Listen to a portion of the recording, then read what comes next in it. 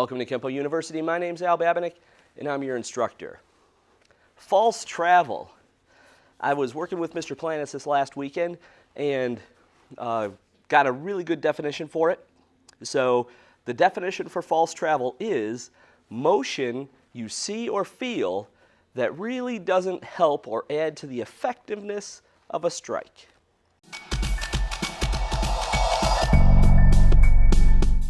I think when I want to explain false travel, I want to understand a little bit about something called a vector.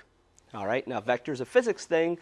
Don't worry, there's no math involved. Okay, so a vector has a direction and a magnitude, or for our terms, it has an angle and how hard you're hitting, or the force behind it. So it has an angle and a force.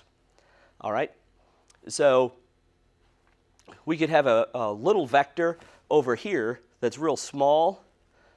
So we could tell, oh, it's going that way, but you see by the size of the vector, it doesn't have very much on it, okay?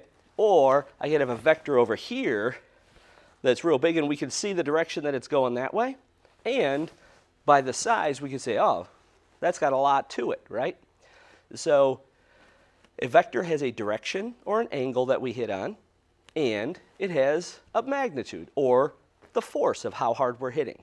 And that's what a vector is. Now we have to understand that, and then you'll really understand false travel, I think.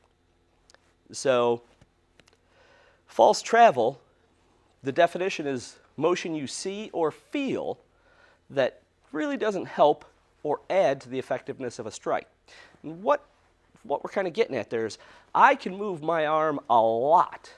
So I can see my arm moving a lot, and I can feel my arm moving a lot, but if I'm not hitting at the right vector, it doesn't do anything, or it doesn't add to the strike.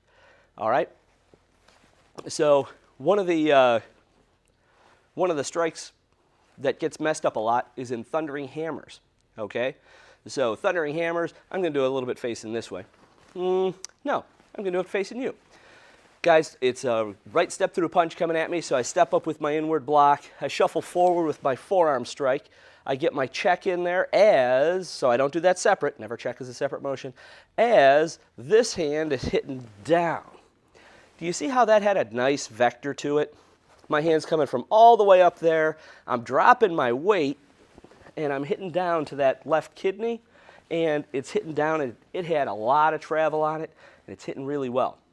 Okay, so that was good. That's a good one. But if I came across here, I'm going to turn just a little bit. If I take over the check here and I wind my hand up back here, way back here, and I throw it all the way over here and then hit down on the back of the head. So my hand, I feel a lot of motion. I see a lot of motion. But if I want to hit him that way, it doesn't help when the vector's going this way. My power vector's going this way, but I'm hitting that way.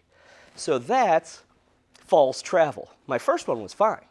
The left inward downward diagonal, left downward diagonal strike, that was fine. This one was supposed to be right downward, and it came across as inward with a tiny little downward component to it. So that's false travel.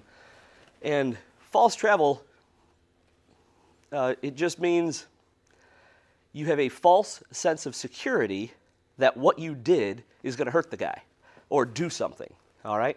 So it just gives you this false hope that, man, that's going to knock him out.